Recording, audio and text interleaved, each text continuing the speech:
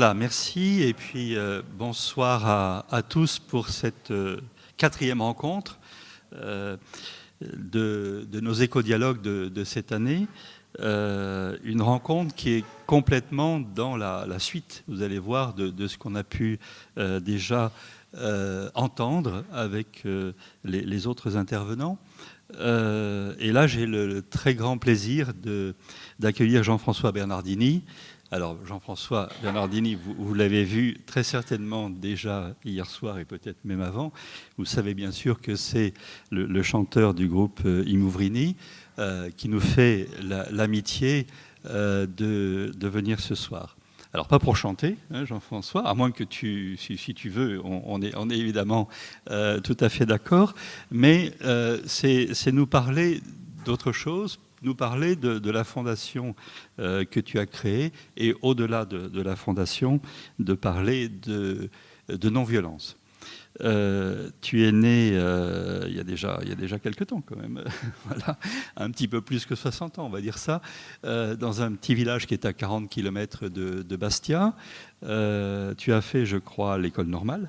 Hein, et puis tout de suite après, derrière le chant polyphonique, Imouvrini, 8 disques d'or, je crois, peut-être plus, 2 victoires de la musique, donc une extraordinaire réussite, et puis bien sûr des ambassadeurs formidables de la Corse et de la langue corse. Et puis il y a eu à un moment donné la fondation, la création d'une fondation qui s'appelle Oumani. Donc tu nous diras ce que veut dire Oumani. Et je voudrais simplement, en guise d'introduction, citer ce que tu as dit dans une interview, je crois, sur Oumani.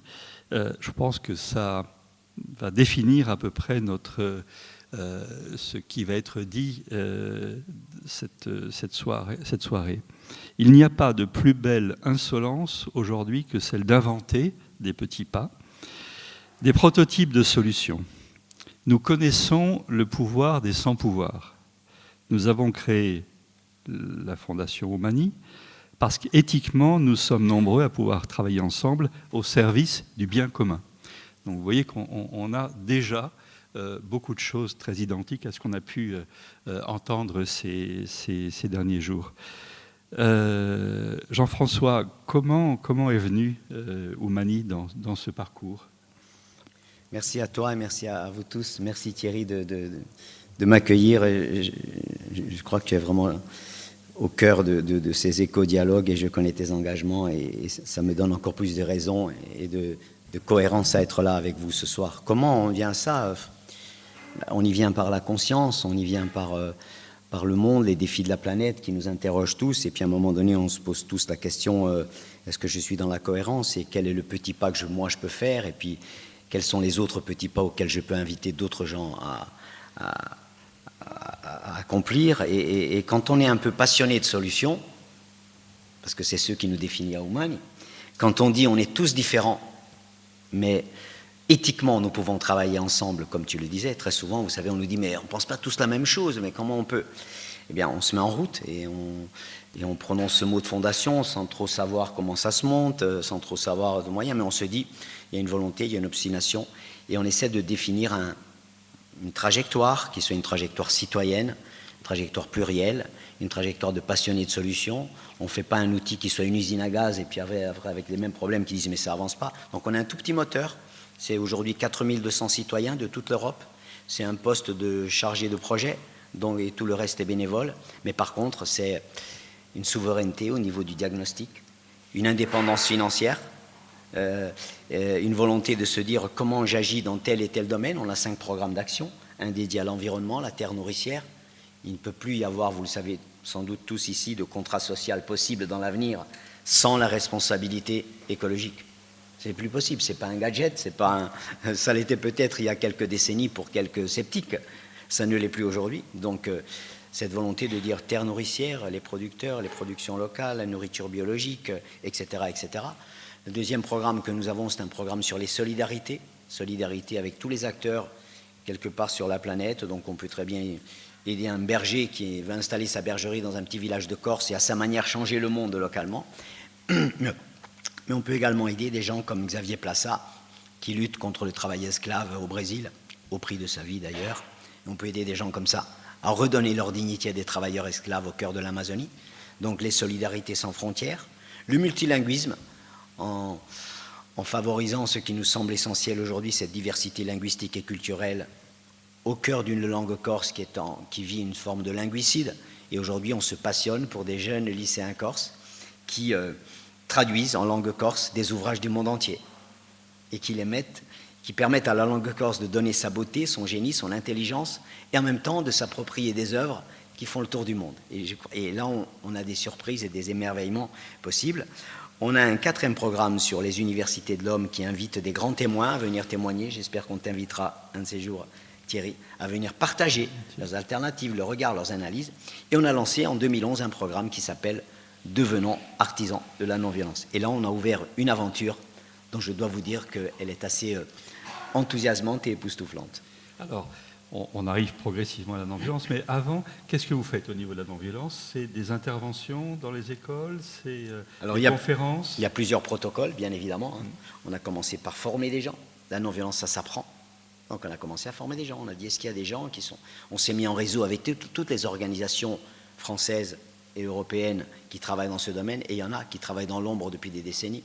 Des penseurs, des philosophes, des acteurs, des formateurs.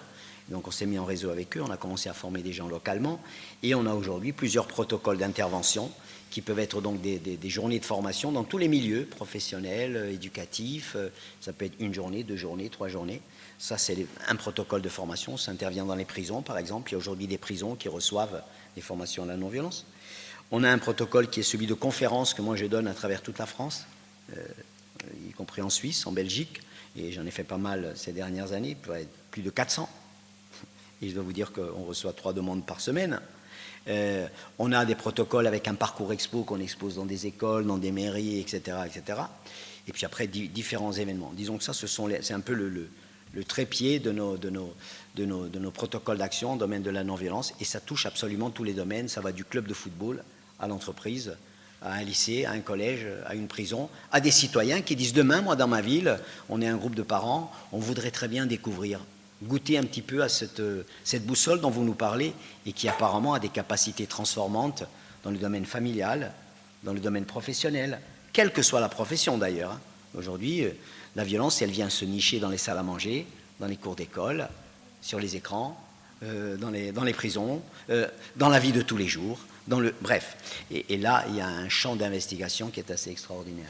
Alors cette violence, parlons-en maintenant, pour amener justement à non-violence. On dit la violence, l'homme est un loup pour l'homme, etc. Donc elle est innée à nous-mêmes. Est-ce que c'est vrai? Et puis quelles sont aussi derrière les capacités de non-violence, les outils de non-violence? Je vais te laisser développer maintenant cette partie-là. Avant, est-ce que vous entendez bien au fond? Est-ce que vous nous entendez bien? Très bien. Très bien. Parfait, merci. C'est une très belle manière d'introduire le sujet. Quand tu me dis l'homme est un loup pour l'homme, voilà un mensonge qu'il faut absolument contredire et qui pourtant est bien ancré en nous. Et vous verrez que ce n'est pas Jean-François Bernardini qui vient le contredire, mais c'est tout autre chose, et j'en parlerai au cours. Donc si vous le permettez, comme tu me le dis, c'est d'évoquer un petit peu ce thème. Reconnaissons quand même qu'un Corse qui parle de non-violence, c'est un peu canal inattendu, non?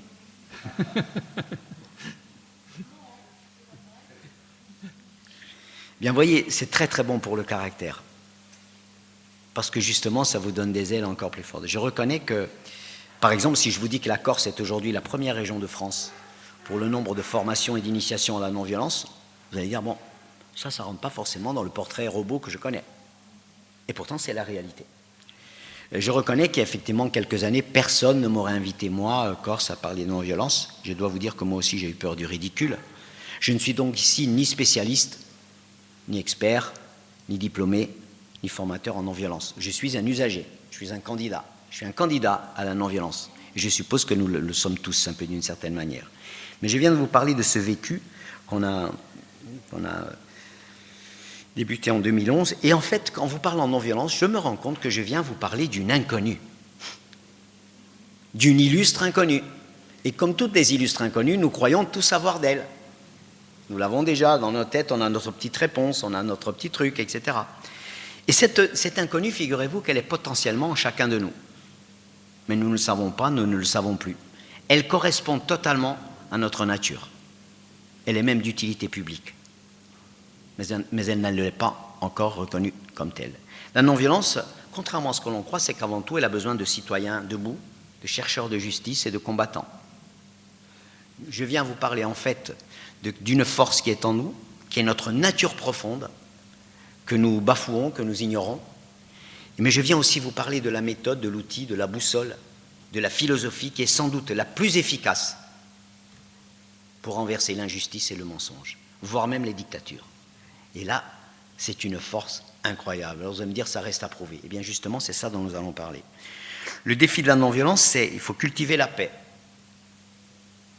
Pour cultiver la paix, eh bien, mes amis, il faut cultiver le combat. Car la paix n'est pas un fruit qu'on va cueillir un beau matin, comme par enchantement, dire c'est la paix. Ce qui menace la paix dans le monde, puisque c'est un peu le thème, ce ne sont pas les conflits, figurez-vous. Ce qui menace la paix, c'est l'idéologie qui fait croire que la violence est le seul moyen de résoudre les conflits. Il n'y a que par la violence que tu peux régler les problèmes. Ça, c'est le plus gros mensonge. Il n'y a que la violence. Il n'y a que ça qui peut régler les problèmes. Et l'autre mensonge, c'est celui qui nous fait croire que nous serions réduits à lâcheté, passivité. On ne peut rien faire.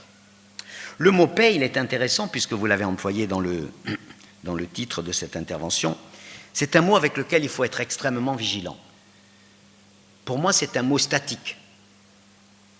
Un mot très beau, bien évidemment. C'est un mot statique. Souvent instrumentalisé, avec lequel on peut énormément tricher, parce qu'évidemment, quand Bachar el-Assad parle de paix, ok, qu'est-ce qu'il met là derrière? Quand Poutine parle de paix, ok. Mais surtout pour moi, c'est un mot qui ne nous dit rien des moyens nécessaires pour construire la paix. Il ne nous dit pas comment on y arrive. Il nous dit la paix, on veut la paix. Tous on veut la paix, bien évidemment. Mais comment on y arrive? Comment on la construit? On nous a appris, et ça rejoint ce que tu disais tout à l'heure, si vis pacem para bellum. Si tu veux la paix, prépare la guerre. Prépare la guerre, c'est-à-dire la guerre ou rien d'autre. Tu veux la paix? Ben, prépare la guerre. La guerre ou rien d'autre, c'est-à-dire prépare-moi le pire. C'est en fait ça qu'on nous dit. Et on ne connaît que cela. Hein, il faut écraser l'autre. Et depuis 8000 ans, on a des sociétés avec des règles, avec des pensées, et surtout un langage, parce qu'on a les mots qui vont avec, qui nous dressent justement à ça. Ce que Marshall Rosenberg appelle, je n'aurai pas l'occasion d'en parler aujourd'hui, mais la langue, Marshall Rosenberg, qui est l'inventeur de la communication non violente, il dit, vous savez, tout commence par les mots qu'on utilise. Il dit, alors il a fait un paradigme très intéressant, il a parlé de la langue chacale, la langue qui juge, qui stigmatise, qui généralise. Vous encore, vous êtes tous pareils. En banlieue, ils sont tous et tous de la racaille. Bref, qui généralise, qui condamne. Et puis la langue girafe, qui elle est la langue de la bienveillance. Bref. Et nous avons comme ça, dans notre univers, tous les mots qu'il faut justement pour nous préparer et pour être conformes à ce genre de paradigme. Et justement, et bien sûr, cette violence, nous l'exerçons non seulement dans nos relations, mais nous l'exerçons aussi vis-à-vis de la nature, vis-à-vis des animaux, évidemment. Et si nous essayons justement autre chose, si tu veux la paix, vous voulez la paix, bien préparons la justice. Équipons-nous pour l'obtenir, la justice, pour la construire. Équipons-nous pour être et pour agir ensemble. Parce que c'est là où il y a une force, le pouvoir des sans-pouvoirs dont on parlait. Et dans cet autrement-là qui est possible, ce refus justement de la violence comme une fatalitas, c'est la violence, c'est comme ça, l'homme est un loup pour l'homme, nous n'en sortirons jamais. La non-violence a quelque chose de très important à nous dire. Alors je voulais souligner que ce mot non-violence au départ c'était le ahimsa de Gandhi. Ahimsa, ça veut dire, imsa c'est la destruction, destructivité. Ahimsa, le A privatif. Je m'interdis de détruire. Je m'interdis d'abîmer l'autre. Je m'interdis la malveillance vis-à-vis de l'autre. Et Gandhi disait, vous savez, la non-violence, il est bien sûr présenté très souvent comme l'inventeur de ce concept, à juste titre, mais lui, il disait, mais vous savez, la non-violence, c'est aussi vieux que les montagnes. Nous l'avons en nous, c'est en l'être humain. Et pourtant, vous allez voir combien elle est innovante dans la société d'aujourd'hui. Parce que non-violence, il y a souvent des gens qui disent, mais le mot, il est ambigu, non-violence. En fait, ça implique beaucoup de oui. Et c'est ça où il nous intéresse. C'est oui à la vérité. On ne peut pas résoudre un conflit sans la vérité. Il faut se battre pour la vérité. Il faut que la vérité soit nommée. Oui à la bonne analyse. Oui à la bonne méthode. Oui aux moyens nobles pour défendre des causes nobles. Oui au courage. Oui à l'imagination. Oui à l'humour, à l'insolence. Oui à l'équipement de vie. Et surtout non à l'équipement de mort qu'on nous propose très très souvent. Donc vous voyez, la non-violence, elle a besoin de combattants. Elle a besoin de chercheurs de justice. Et je me rends compte, bien évidemment, et nous nous rendons compte combien non-violence et éducation, non-violence et communication, non-violence et écologie, non-violence et économie sont profondément liés et se complètent mutuellement, bien évidemment. Donc, c'est Khalil Gibran qui dit « Ce que je te dis n'a pas de sens. Ce que je te dis n'est que la moitié de la vérité. Mais je te le dis pour que nous puissions ensemble chercher la deuxième moitié. » Et voyez, donc, je n'ai ici pas de catéchisme à professer, je vais simplement vous dire que cette demi-part de vérité, elle peut nous aider énormément à avancer ensemble. Et donc, je suis convaincu ici qu'on a droit à autre chose que ce qu'on nous propose, cette fatalité de la violence, dont on a parlé un petit peu d'Oumani, on a lancé ce programme il y a 6 ans, et avec une conviction, c'est que d'une main on nous dit la violence est inéluctable, on ne peut rien changer, l'homme est un loup pour l'homme, etc. Et de l'autre main on nous dit on ne peut rien faire. Eh bien nous disons qu'il y a autre chose qui est possible. Et donc c'est cette conviction qui nous a d'abord guidés, cette intuition, que tous et partout nous avons droit à autre chose. Et c'est là où je dois vous dire que depuis 2011, les résultats que nous obtenons sont assez époustouflants. Depuis 2011, ce programme il a touché plus de 45 000 personnes, adultes et juniors, qui ont au moins consacré 2 heures de leur temps, des fois 1 jour, des fois 2 jours, des fois 3 jours d'initiation, de découverte à la non-violence. Nous avons le rectorat de Corse, par exemple, a été le premier rectorat de France à demander à tous les établissements scolaires d'ouvrir leurs portes à ces formations. Quand j'ai dit ça à des acteurs de la non-violence ailleurs, ils m'ont dit « mais c'est une révolution, ça ne s'était jamais passé avant ». Bref, aujourd'hui, ce sont des recteurs de différentes régions de France qui nous demandent en audience pour parler de ça. Nous avons l'IUT de Saint-Denis, par exemple, dans le 93, était le premier IUT de France depuis 3 ans à proposer des modules de non-violence à ses étudiants. Incroyable. Ils étaient 120 inscrits cette année. Et je peux vous dire que ça n'est pas terminé. C'est le premier IUT. Mais vous verrez que dans quelques années, ça se répandra au niveau de toute la France. Des clubs de football professionnels comme l'AS Saint-Étienne, la JOCR aujourd'hui, intègrent ces formations à leurs footballeurs, aux jeunes qu'ils reçoivent tous les ans, etc. L'École normale supérieure de Paris va organiser en novembre prochain 2 journées entières sur la non-violence. Symboliquement, mais vous ne pouvez pas imaginer, c'était impensable il y a quelques années.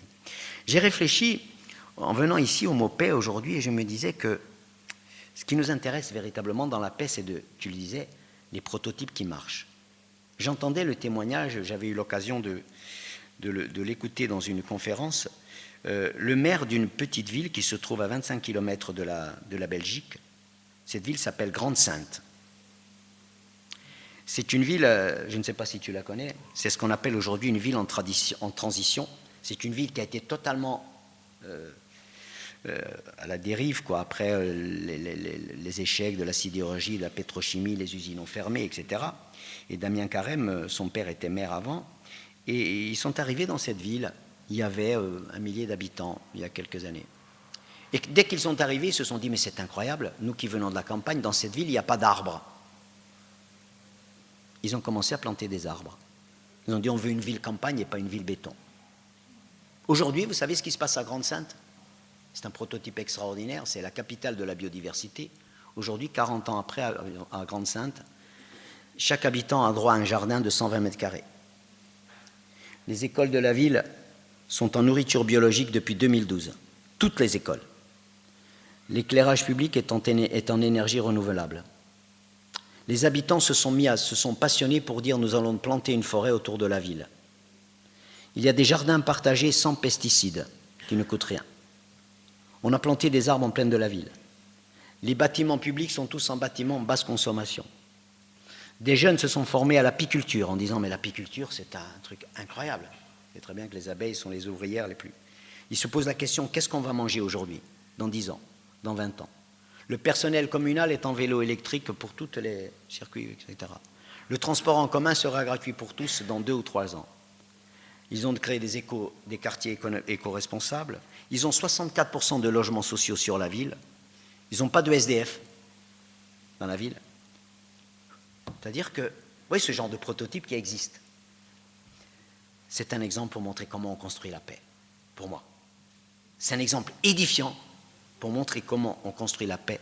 Non seulement la paix dans les gens qui partagent la même ville, le même territoire, mais la paix avec la planète, la paix avec l'avenir, la paix avec la génération future. C'est-à-dire comment, justement, on repense la prospérité. Et ça, c'est une paix sur Terre qu'on peut toucher, qu'on peut vivre. C'est ça là, ce qu'on appelle la salutogénèse d'une société. Comment on construit la bonne santé d'une société? Voilà une manière d'y aborder. Et ça, c'est très, très concret. Et vous voyez, à Grande-Synthe, les lois sont les mêmes qu'en Corse, à Paris, sur la Côte d'Azur ou ailleurs.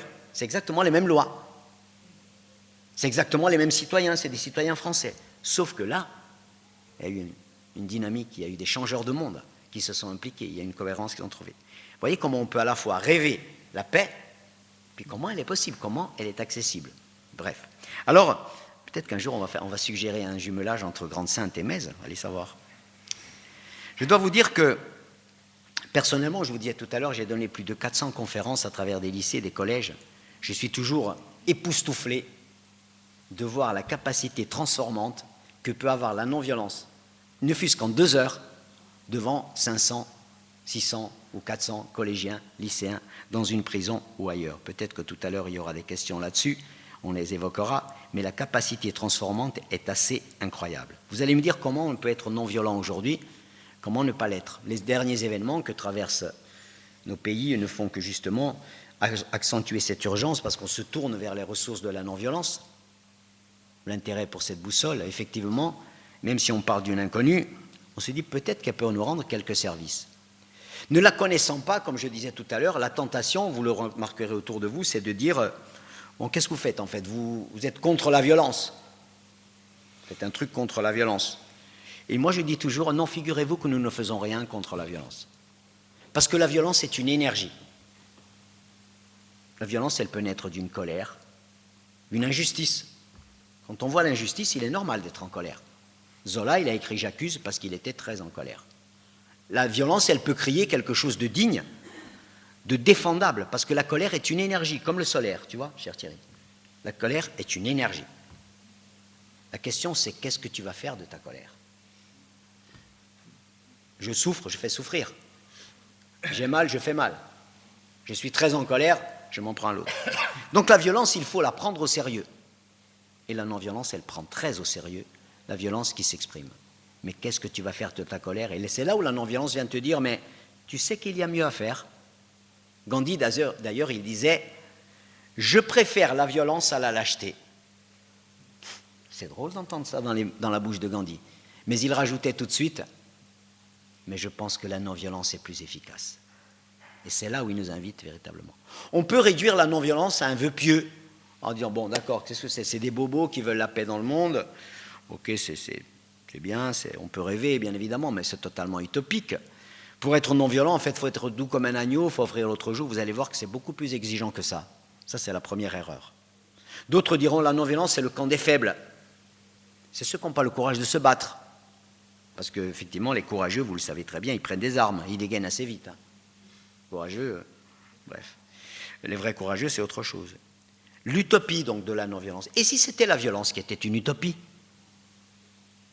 En fait, la violence ne résout durablement aucun des problèmes qu'elle prétend résoudre. Aucun. Il y a une incompétence universelle de la violence à régler durablement quelques problèmes que ce soit. Ni dans les salles à manger, ni dans les écoles, ni dans les prisons, ni dans les quartiers, ni en Syrie ou ailleurs. Et si les utopistes, justement, c'était ceux qui pensent qu'on peut continuer comme ça. Mes Kalachnikov, tes drones, mes rafales, mes bombes, etc. Bref. Gandhi disait « œil pour œil, on va tous finir aveugles ». Vous savez qu'aujourd'hui, à l'aéroport de Moscou, il y a un magasin Kalachnikov. C'est drôle, hein? Vous pouvez acheter votre t-shirt Kalachnikov, votre enfant, il va acheter. Bref. Effectivement, d'un point de vue de la non-violence comme une utopie, il y a une étude qui le démontre comme jamais ça n'a été démontré.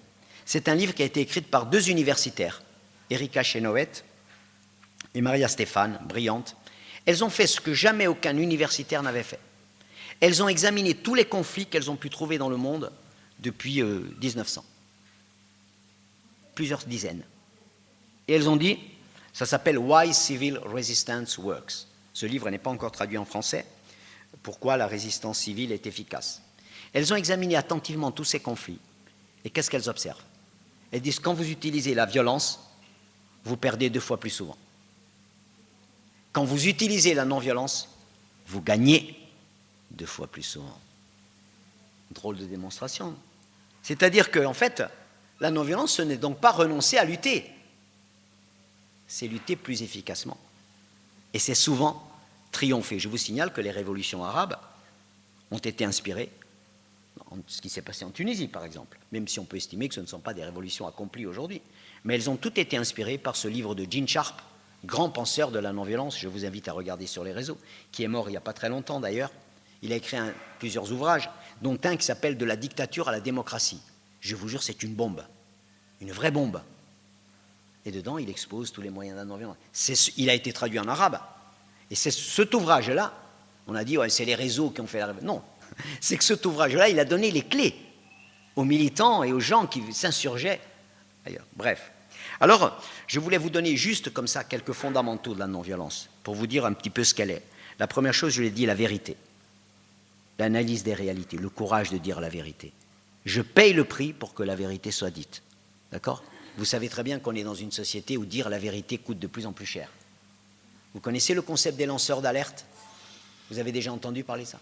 Vous avez vu ce qu'on paye comme prix quand on est Karim Ben Ali, qu'on travaille chez ArcelorMittal, qu'on va tous les jours déverser des hectolitres d'acide dans la forêt et qu'on se filme un jour en disant « c'est scandaleux, il y a de la fumée qui sort de la terre, je vois des sangliers morts », il publie ça sur les réseaux, il est débauché, il est pestiféré, plus personne ne veut l'embaucher.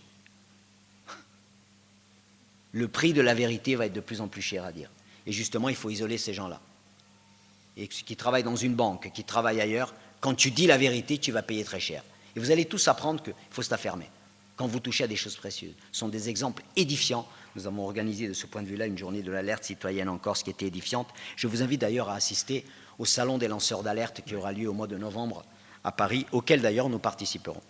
Donc la vérité. La deuxième chose, les moyens. Tu veux lutter? Quels moyens tu veux utiliser? On disait tout à l'heure des moyens nobles pour des causes nobles. C'est-à-dire l'imagination, la créativité. Gandhi disait les moyens sont aussi importants que la fin. Si tu utilises les mauvais moyens, en face tu auras là. Hein. La fin est dans les moyens comme l'arbre est dans la graine. Quelle graine tu mets? Tu mets la graine de la violence, tu obtiendras la violence en face. Donc les moyens, deuxième chose. Troisième chose, c'est ce qui fait la force de la non-violence, c'est que tout le monde peut participer.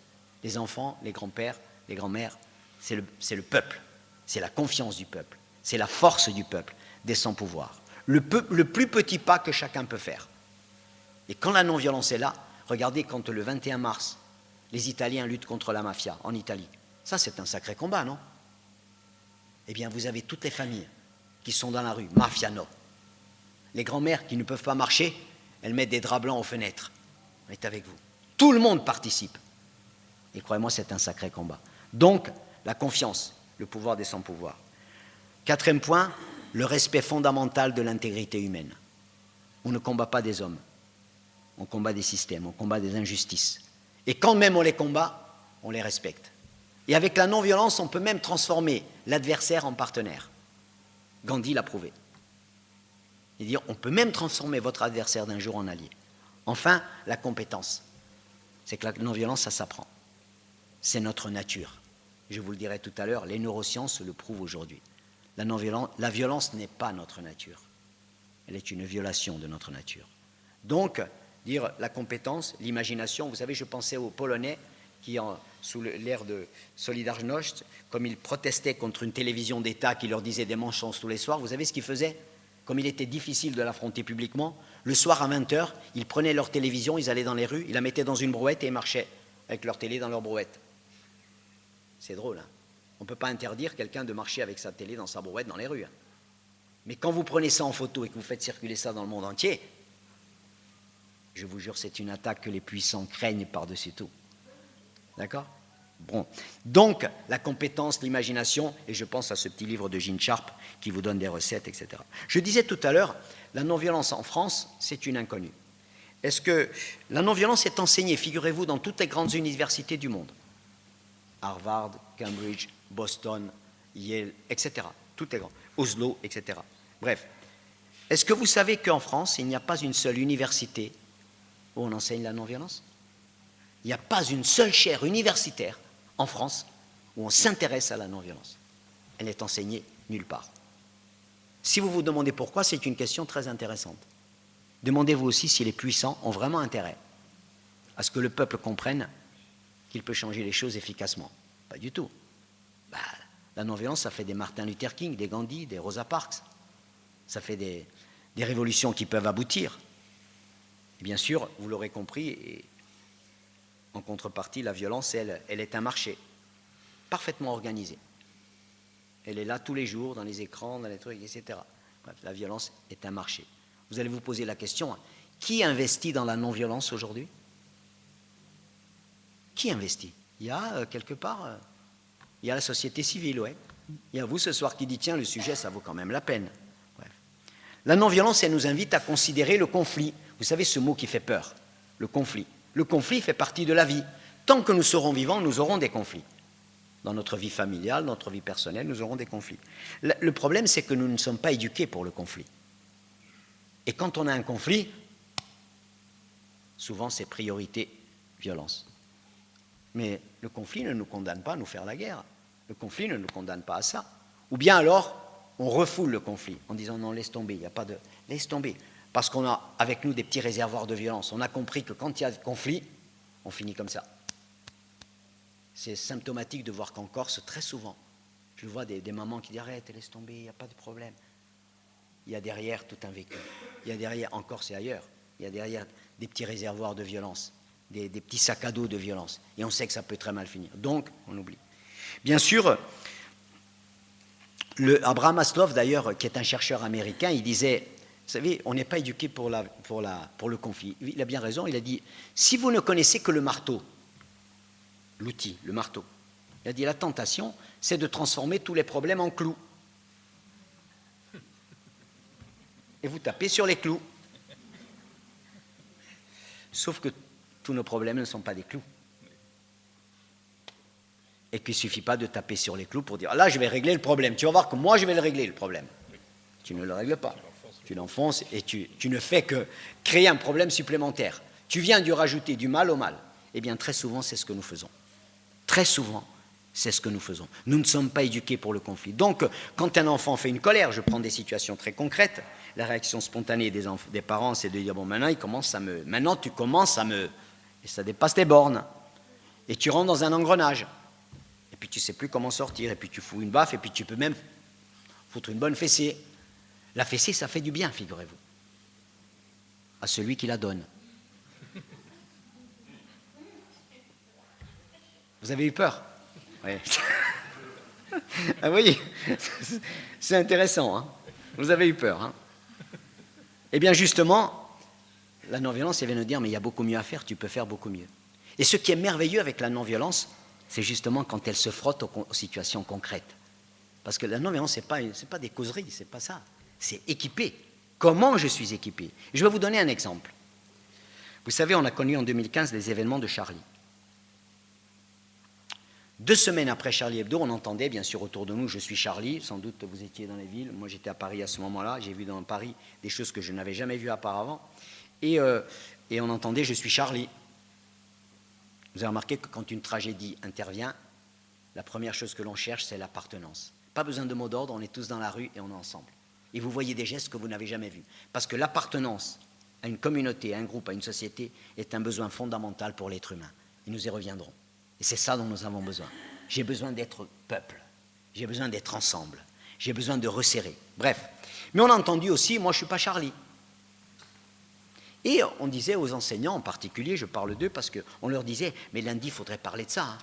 Et moi j'avais des amis enseignants qui m'appelaient et me disaient, mais tu sais Jean-François, on nous demande de parler de ça, mais qu'est-ce qu'on dit? Qu'est-ce qu'on raconte là-dessus quoi? Comment tu argumentes? Je vous jure, ça m'a fait réfléchir. Ça m'a fait veiller quelques temps et quelques nuits en me disant, mais comment on répond à ça? Comment la non-violence peut nous aider? Effectivement, s'ils disent, s'il y en a qui disent Charlie c'est bien fait pour eux, ils l'ont cherché, c'est qu'il y a blessure. Et vous connaissez bien, comme je suis blessé, je blesse. Normal. J'ai mal, je fais mal. Je souffre, tu vas souffrir. Je souffre, vous allez souffrir, la société. C'est bien fait pour eux. Bien fait pour eux, ça veut dire qu'on n'est déjà plus ensemble. Il y a eux et nous. Comment répondre à cela? Effectivement, 15 jours après, je m'étais un petit peu après, je me retrouve dans un amphithéâtre, dans un grand lycée de France. Dans un lycée de France, tout simplement. Il y avait 450 élèves. C'était assez bouillonnant, d'ailleurs. Le proviseur, dans ce cas-là, vous savez, il vous donne très vite la parole. Ah oui, je vous jure. Il vous dit, monsieur Bernardini, c'est à vous. Et là, vous êtes 2 heures avec 500 juniors qu'il va falloir captiver. C'est un exercice fabuleux, auquel il faut énormément se préparer.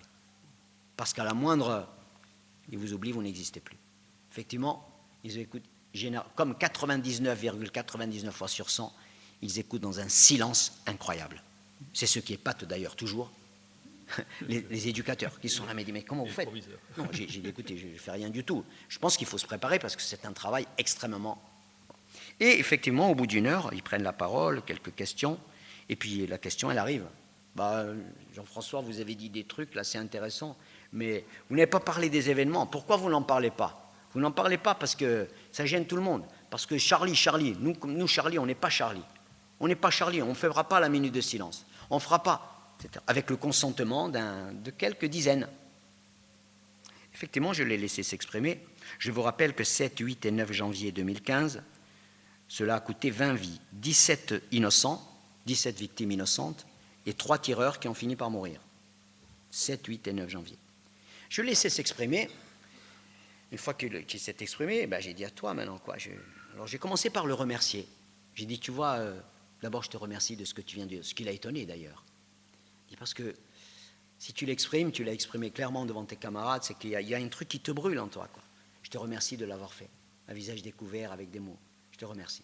J'ai dit, tu vois, je ne suis pas un inconditionnel de Charlie, je lis Charlie Hebdo. J'ai dit, mais il y a des fois où je me dis, tiens, donc je n'ai aucun problème à comprendre que tu puisses te sentir humilié, blessé, inconfortablement, dans une position inconfortable par rapport. J'ai dit, d'ailleurs, tu m'as dit que tu étais musulman. Il m'a dit, oui, je suis musulman. J'ai dit, tu vois, en plus, je n'ai pas besoin d'être musulman pour comprendre encore mieux qu'il y a des unes de Charlie qui puissent te gêner. Je n'ai aucun mal avec ça. J'ai dit, par contre, je voudrais te poser une question. J'ai dit, je voudrais te demander, si parmi les 20 personnes qui ont perdu la vie, 17 victimes innocentes et 3 tireurs qui ont fini par mourir, si parmi ces 20 personnes, il y avait eu la personne que tu aimes le plus au monde, ton père, ta mère, ton frère, ta sœur, aurais-tu préféré qu'il soit dans le rôle de la victime innocente ou dans le rôle du tireur qui a fini par mourir? Il m'a dit, vous pouvez reposer la question. C'est ce qu'en non-violence on appelle le pas de côté. C'est jamais A ou B. C'est jamais noir ou blanc. C'est jamais les bons ou les méchants. Vous avez toujours regardé cet objet comme ça, et puis un jour quelqu'un vient et lui dit, mais attends, on va le regarder d'une autre manière, s'il te plaît. J'aimerais bien qu'on prenne le problème d'une autre manière. Je lui repose la question, j'ai dit, aurais-tu préféré que ton frère soit dans le rôle de la victime innocente, de la personne, de l'agent de police qui faisait la circulation, de la grand-mère qui faisait ses courses, ou bien dans le rôle du tireur qui a fini aussi? Eh bien, je peux vous dire qu'au bout de 5 minutes, on était tous d'accord. Tous. Je préfère que mon frère soit dans le rôle de la victime innocente que dans celui du tueur qui a fini par mourir. On était tous d'accord. Ce rôle-là est beaucoup plus honorable. Ne pas être le tueur, c'est beaucoup plus digne. Ôter la vie de l'autre, c'est l'échec ultime pour le projet humain. Devenir meurtrier, nous dit la non-violence, c'est la plus grande défaite de l'être humain. En Corse, on dit « Megliamur egetumba » mieux vaut mourir que tuer. La vie, c'est sacré. Le meurtre n'est pas négociable. Le meurtre n'est pas négociable. Que ce soit d'ailleurs celui d'un préfet ou autre. Le meurtre n'est pas négociable. Il n'y a pas une religion, il n'y a pas une idéologie, il n'y a pas une non-religion qui te donne l'ordre, qui t'invite ou qui t'encourage à porter atteinte à la vie de l'autre. Notre rêve, justement, c'est de sortir de cette dichotomie-là. Alors, qu'est-ce qu'on est, victime ou bourreau? Mais on veut être ni victime ni bourreau. On veut éviter à la victime d'être une victime, mais on veut aussi éviter au bourreau d'être un bourreau. Donc, c'est bien ça. Tu as droit à toutes les émotions, tu as le droit mais tu n'as pas droit à tous les comportements. Il y en avait un qui, je crois, qui dormait près du chauffage, vous savez. Je vous jure. Il a levé le doigt. Il a dit, monsieur, moi, si mon frère tue quelqu'un, c'est plus mon frère. J'ai dit, mais attends, mais t'as écouté? Ah, il m'a dit, mais c'est incroyable. J'ai dit, mais tu viens d'apporter la plus belle des conclusions. Il y a bien mieux à faire pour l'humanité, quoi. Donc ce troisième soi, il est donc possible. Je ne résiste pas à vous citer 3 petites phrases d'une psychanalyste française que j'aime beaucoup et que j'ai eu l'honneur de rencontrer. C'est Marie Balmary. Dans un livre qui s'appelle La Divine Origine, elle écrit « Pour les tueurs comme pour les tués, le meurtre est mortel. » Psychiquement, il est plus mortel pour celui qui tue que pour celui qui est tué. Si tu tues mon corps, tu tues mon âme. Tu tues ton âme, pardon. Mais qui a jamais pris l'initiative du meurtre sans avoir été au préalable psychiquement assassiné? Et elle rajoute dans un autre ouvrage, je ne cherche pas l'assassin, je ne cherche pas seulement l'assassin, je cherche le meurtrier du meurtrier. Celui qui a tué en toi ce refus absolu de tuer quiconque. Qui a tué ça en toi? Ce sont les âmes mortes qui sortent les couteaux, quoi, et qui sortent les kalachnikovs. Qu'est-ce qu'on a tué en toi pour que tu en sois là? Bien évidemment, n'imaginez pas, je m'évertue là à excuser, à justifier, je vous dis simplement comment ça fonctionne. Nous sommes justement dans cette période-là. Est-ce que, à ceux qui prennent des kalachnikovs, là, est-ce que quelqu'un leur a dit à 13 ans que la vie c'est sacré? Est-ce que quelqu'un leur a dit à 13 ans que le meurtre n'est pas négociable? Est-ce que quelqu'un leur a appris ça? Est-ce que le monde leur a appris ça? Bref, nous disposons de tous les savoirs. Nous disposons de toutes ces données, ces analyses, et les bibliothèques sont pleines de ça. Mais nous sommes distraits en permanence de l'essentiel, déroutés. Bref, aujourd'hui, par exemple, je constatais récemment en Allemagne, en parlant avec des professeurs, vous savez quelle est l'insulte ultime qu'on utilise dans des cours de lycée en Allemagne? C'est le mot Opfer, O-P-F-E-R, victime. Tu es ma victime. Vous voyez dans certains processus historiques ce que ça peut devenir. Tu es ma victime. Opfer, c'est d'ailleurs un mot qui est très souvent utilisé dans certains jeux vidéo. Je voulais vous apporter une très bonne nouvelle. C'est celle que nous apportent les neurosciences. Et je reviens à ce que tu disais en préambule, cher Thierry. Les neurosciences nous apportent de très très bonnes nouvelles. Je pense à tous les travaux des neuroscientifiques français, allemands, les universités de Californie, etc. Je pense à un mec comme Joachim Bauer, qui a écrit un livre qui n'est pas encore traduit en français, que j'ai eu la chance de voir traduit par une amie germanophone, qui s'appelle Schmerzgrenze. Ça veut dire douleur limite. C'est un concept très intéressant. Je vais y revenir. Que nous disent les neurosciences? Aujourd'hui, elles nous disent l'être humain, il a un cerveau social. Il a un social brain. Il a un egalitarian brain, un cerveau égalitaire. C'est-à-dire nous avons une aversion à l'injustice dans notre disque dur. Nous avons une aversion fondamentale à l'injustice. D'ailleurs, remarquez, chez les ados, l'injustice, comment ça? D'accord? C'est notre équipement biologique. Les neurosciences nous disent notre besoin fondamental, c'est de coopérer, d'aider, de partager. Notre besoin fondamental, c'est l'égalité. C'est le programme qui va bien avec notre disque dur. Le désir d'égalité est une impulsion fondamentale dans l'être humain. C'est bien pour ça d'ailleurs que, même si nous vivons du bon côté de la planète, entre guillemets, nous ne sommes pas dans la joie profonde. Parce que la joie profonde, avec notre disque dur, il est fait pour que chacun sur cette planète ait droit à un verre d'eau, un toit, un travail, une dignité, une paix. Est-ce que c'est le cas? Non. Et inconsciemment, nous ne sommes pas dans la joie profonde. Parce que nous savons que ça n'est pas le cas et que ça perturbe profondément notre équipement biologique. Les neurosciences nous parlent de l'exclusion. C'est très intéressant, vous allez voir. Elles nous disent le sentiment d'appartenance est pour l'être humain un besoin fondamental. Nous avons besoin d'appartenir à une famille, à un groupe, à une société. Nous avons besoin du port d'attache. Tous, nous avons besoin. Le port d'attache, pendant 9 mois, nous sommes dans le ventre de notre mère, c'est notre premier port d'attache. Puis après, nous découvrons l'autonomie. L'autonomie, il s'enracine dans cet attachement-là. Plus le port d'attache est fort, plus l'autonomie va être... Le port d'attache, c'est l'endroit où l'on m'aime parce que je suis qui je suis. Tu es blanc, tu es noir, tu es pauvre, tu es riche. Le port d'attache, c'est ça. Moi, quand je vais dans mon petit village, les gens, c'est pas Bercy qui regarde les disques d'or, les trucs. Non. C'est l'enfant du village qui est né là, qui partage, qui rentre. Il ne parle que de ça. Il ne parle pas des disques d'or. Vous voyez ce que je veux dire? C'est le port d'attache. Et tu es aimé pour ce que tu es. Et pour ce que... Bref. Donc, et c'est d'ailleurs ça que le port d'attache, il est très intéressant, parce que justement, c'est là où vous vous enracinez. Et plus j'ai de racines, plus j'ouvre les bras. Moins j'en ai, plus j'ai peur. J'ai envie de dire, moins j'en ai, plus je vote l'exclusion. Et oui, c'est un réflexe de peur. Par contre, plus je suis bien dans mon port d'attache, plus je... etc. Bref, aujourd'hui, vous voyez bien que psychologiquement, nous vivons sans port d'attache. Le village, le quartier, la famille, toutes ces offres-là, elles sont affaiblies, non? Nous sommes bien d'accord là-dessus, non? Souvent, nous sommes dans des bidonvilles moraux de solitude. Il n'y a plus que le 15 pour avoir quelqu'un à qui parler, quoi. Vous imaginez? Donc, nous vivons dans ces bidonvilles. Alors, et les neurosciences nous disaient bien, figurez-vous, que le fait d'être rejeté, le fait d'être exclu, pour le cerveau, c'est perçu comme une menace de mort. Dans notre cerveau, quand je suis exclu, quand je suis inutile, que je n'ai pas la place, c'est comme une menace mortelle.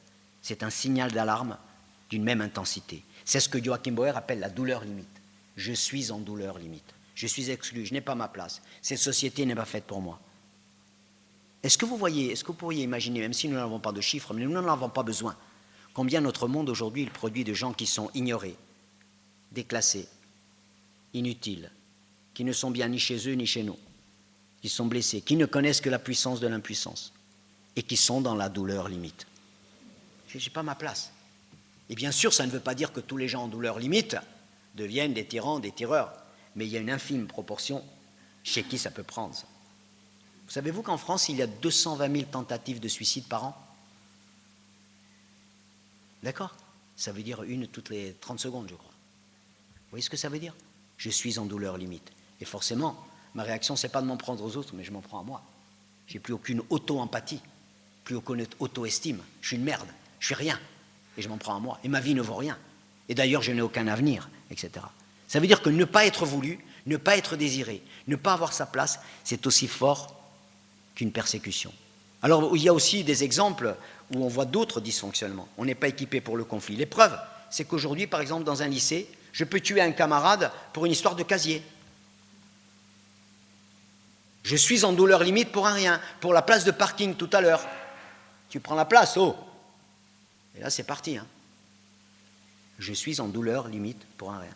Parce que l'être humain n'est peut-être pas fait pour subir les taux de stress qu'il subit aujourd'hui, les taux de peur, les taux d'incertitude, les taux d'exclusion, etc. Et voyez comment, justement, dès qu'on est conscient de ça, ça ne veut pas dire qu'on excuse, mais on comprend mieux comment dans cet ordinateur ultra puissant que nous avons là, ça peut prendre des dimensions incroyables. Alors vous avez beau condamner tout ce que vous voulez, hein, vous avez beau dire, sauf que vous n'arrêtez pas le phénomène. Donc, la non-violence ne serait pas fatale, elle ne serait pas génétique. La violence ne serait pas fatale, génétique. La violence n'est pas notre nature. Elle est une violation de notre nature. Elle est un désespoir du système. Les sciences aujourd'hui viennent confirmer la non-violence. Notre besoin fondamental, c'est autre chose. C'est l'empathie. L'empathie, c'est le levain de la non-violence. Des fois, on me dit, mais Jean-François, qu'est-ce qui t'a passionné? Pourquoi tu te passionnes pour ça?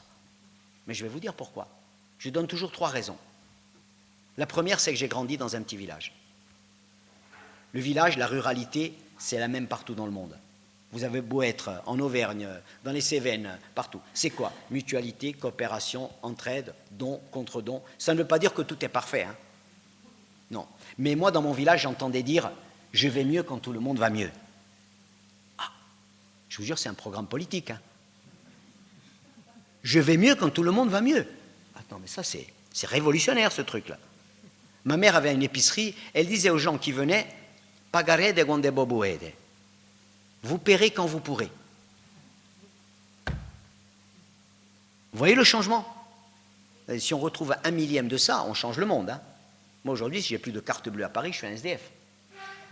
Et tous, vous avez perdu votre code, c'est bon, hein, vous avez intérêt à vous débrouiller. Hein, je ne sais pas comment... Bref, donc vous voyez ce monde. Et pourtant, on a besoin de ça. Donc, je dis, le village qui m'a nourri. Le village, c'est l'empathie. Hein, tu partages la joie, tu partages la peine. L'empathie, c'est le levain de la non-violence.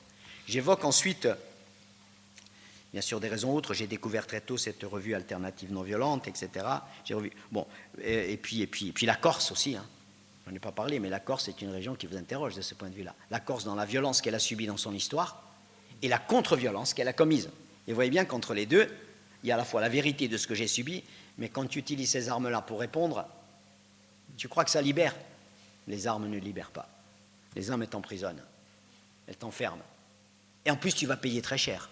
Et ce sont souvent d'ailleurs les plus vrais, les plus sincères, les plus blessés qui vont payer très cher. Et vous voyez la tragédie. C'est-à-dire que la violence, elle nous condamne à échouer. Alors, je ne sais pas, Thierry, où on en est. Est-ce que j'ai encore...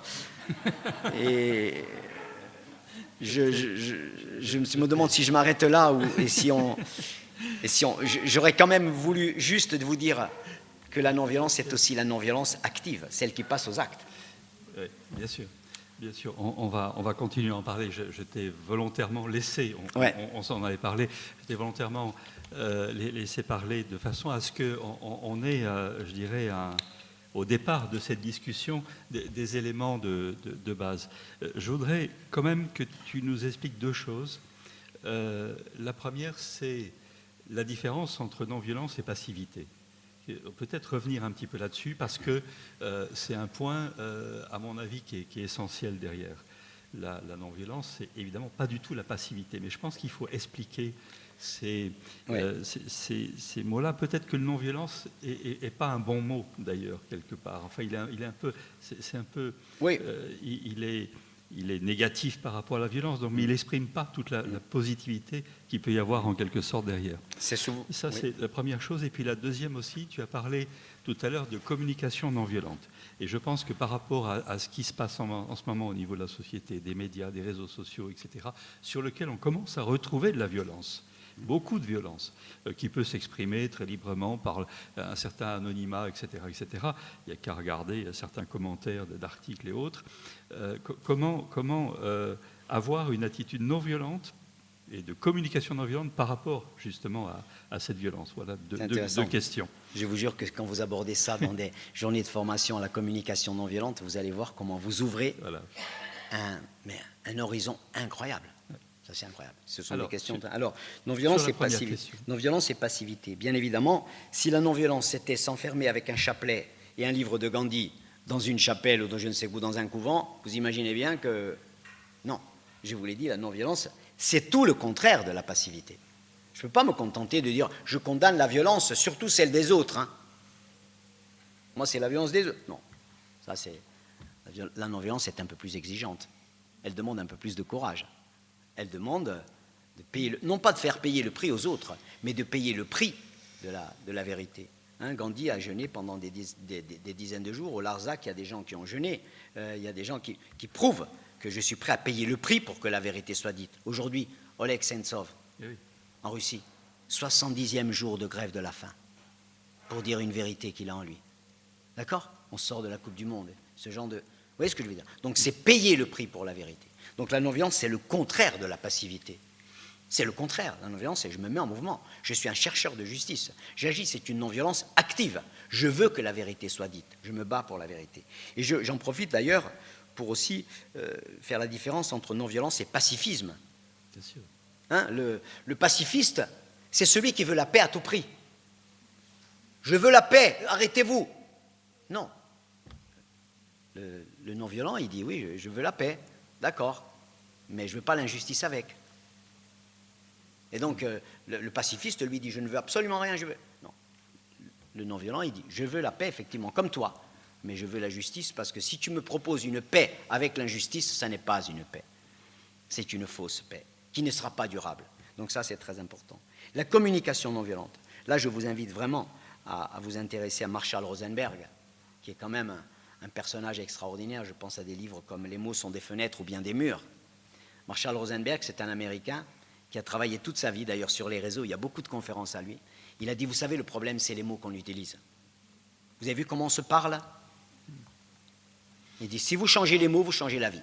Donc, qu'est-ce qu'il a fait ? Il a inventé ces deux marionnettes qui sont devenues de plus en plus connus. Je dois vous dire qu'aujourd'hui, je vous ai parlé tout à l'heure du chacal et de la girafe. Hein, ces métaphores très utiles. D'ailleurs, je dois vous dire qu'en France, maintenant, il y a des lycées où on fait des clubs girafes. Ah oui. Le président du club de la JOCR, il me dit, mais Jean-François, il me faut une girafe dans mes vestiaires. Vous voyez ce que je veux dire? Et voyez bien, dans le domaine politique, combien souvent on se parle de chacal à chacal. Je juge, je condamne, je stigmatise, je généralise. Ah, vous, ici, dans la région, vous êtes tous pareils. Hein. Les flics, c'est tous les mêmes. Les musulmans sont tous pareils. Les Corses, je généralise, je stigmatise, je condamne. C'est très facile, c'est très très simple. Le langage chacal, c'est ça. Je ne suis pas heureux, c'est à cause de vous. Et là, les exemples pullulent. Alors, tu m'as bien sûr parlé des réseaux. Les réseaux, on y voit bien tous les jours les troupeaux de chacals qui circulent. Parce que là, bien évidemment, comme c'est des types de communication impulsifs, avec un clic, je te réponds et je t'envoie un. Puis en plus, si je suis anonyme, alors là, encore mieux. Là, je me libère. Mais en fait, ils sont à l'image de la violence de la société. D'accord ? Je racontais hier soir cette petite histoire pour montrer, mais je pourrais en raconter des milliers. J'étais dans un lycée récemment. Il y a un élève, 500 lycéens, et puis pas très loin d'ici d'ailleurs, et au bout d'une heure et demie, il prend la parole, il se lève parmi tous les autres et dit « Monsieur, je voudrais dire un truc à mes camarades. » Silence, parce que là, si vous saviez comme il s'écoute, c'est stupéfiant. Hein. Il dit « Monsieur, moi ici dans ce lycée, je voudrais dire à mes camarades, je m'appelle Vlad, mais on m'appelle Poutine. Alors je voudrais dire à mes camarades que moi, me faire appeler Poutine tous les jours, quand j'arrive au lycée, pour moi c'est insupportable. Et j'envisage de changer du lycée. Et j'aimerais que ça change. À vous mettre les larmes aux yeux. Hein. Silence. On échange quelques mots, etc. Au bout de 3 minutes, applaudissements, larmes aux yeux, joie, sourire, terminé. 2 mois après, j'ai rappelé la CPE, j'ai dit alors le petit Vlad là, comment ça se passe? Ah, elle me dit, mais attendez, c'est extraordinaire. Elle m'a dit, je l'ai interrogé là. Elle me dit d'abord, il me dit, jamais autant les professeurs m'ont demandé comment j'allais, si j'allais mieux. Et puis depuis, je n'ai jamais plus un camarade qui m'a appelé Poutine. Il m'a dit, c'était terminé. Ça veut dire quoi? Ça veut dire que, vous imaginez bien que tous ces copains de ce lycée n'étaient pas tous des voyous et des trucs, pas du tout. Pour eux, c'était un jeu, et ces mots-là, banaliser des mots comme cela, pour eux, c'était un truc, lui c'est Poutine, l'autre c'est la poubelle, parce qu'il a, etc. Bref. Mais il suffit de très très peu pour reconnecter chacun avec son disque dur empathique. Tu souffrirais ce qu'il souffre? Est-ce que tu peux te mettre à sa place? Est-ce que tu peux comprendre ce qu'il vit? Et là, ça change tout. Et pour reconnecter chacun avec son disque dur empathique, il faut très très peu. Eh bien, vous voyez, ce jour-là, j'ai eu l'impression que ce qu'on faisait là, c'était plus fort qu'un décret de loi. Parce que là, on venait de donner à chacun une leçon magistrale pour reconnecter chacun avec son disque dur empathique. Et tout change. Et il y a des lycées qui disent, mais vous savez, le lendemain, mais tout a changé dans le lycée. Il suffit d'une petite... Je prends conscience. Ah, parce qu'autrement, vous voyez, salope, tout ça, ça passe comme un... C'est quotidien. Madame, c'est pas méchant.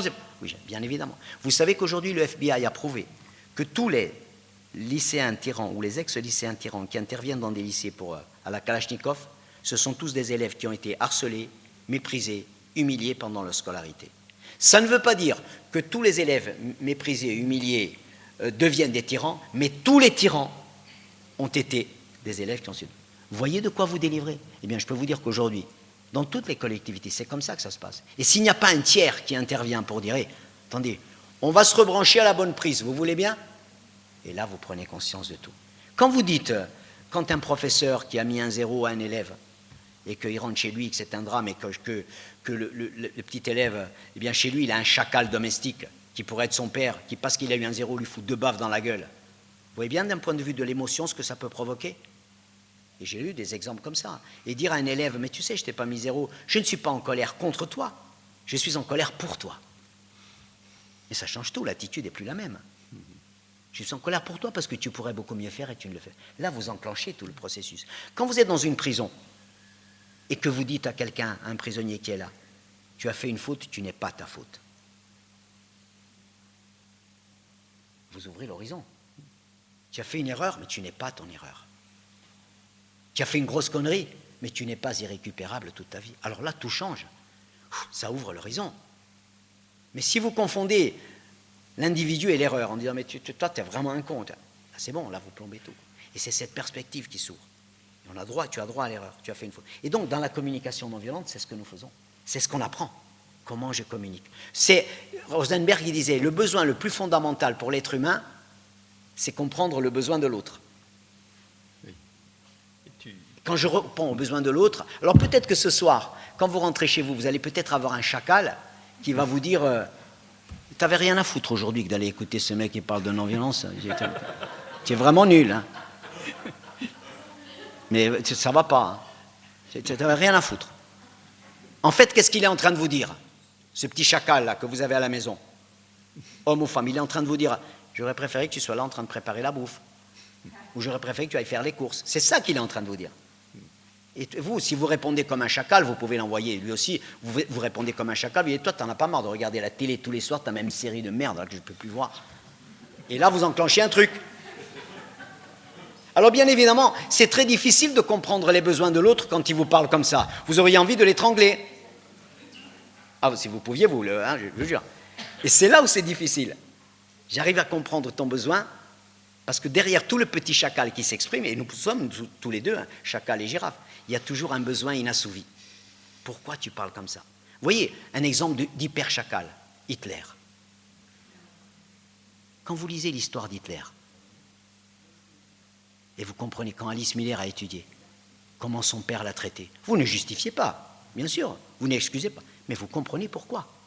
Hitler, il avait compris, il fallait qu'il soit en situation de dissociation. C'est-à-dire qu'il avait compris que plus il pleurait devant les coups de son père, plus son père continuait. Il a compris que quand il s'arrêtait de pleurer, son père ne frappait plus. Mutisme. Je me tais. C'est la dissociation. Je suis violé, mais non, mais il n'y a pas de viol. Je suis en prison, mais je suis libre. Je dissocie. C'est ce qu'on appelle la dissociation. Eh bien, Hitler, il était ça. Il est l'exemple même de la dissociation. C'est-à-dire, il a compris que quand son père le frappait, qu'il restait comme ça, impassible, il arrêtait plus vite. Donc il a arrêté. Et voyez très bien pourquoi je deviens un super chacal. Parce que ce que j'ai vécu là, mes réservoirs de violence, à un moment donné, quand ça sort, c'est terrible.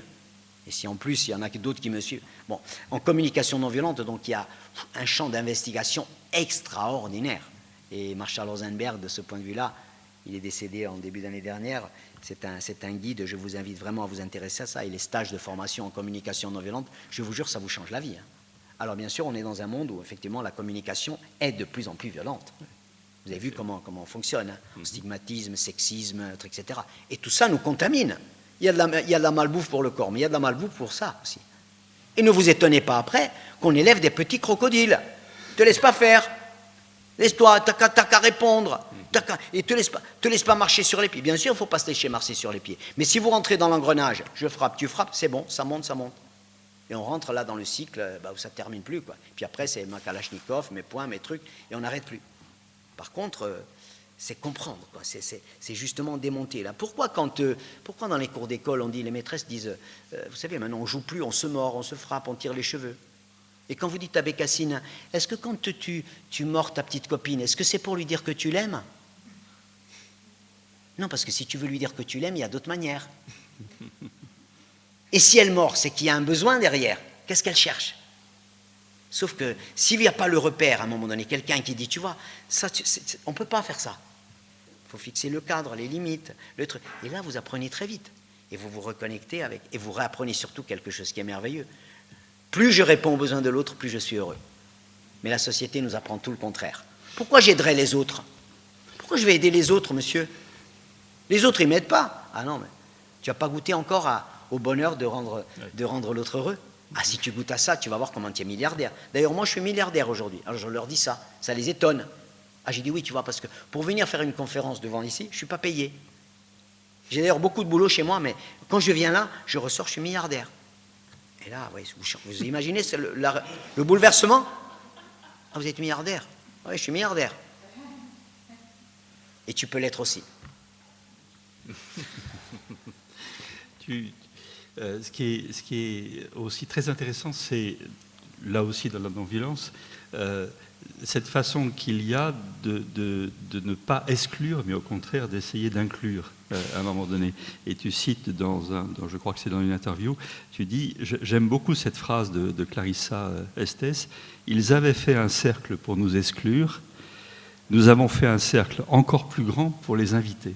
Et je crois qu'on est exactement dans ce que tu viens d'évoquer, cette espèce de renversement finalement de la violence vers la non-violence, sur lequel tout d'un coup l'invitation va être tellement stupéfiante qu'à un moment donné elle crée un autre rapport évidemment aux gens.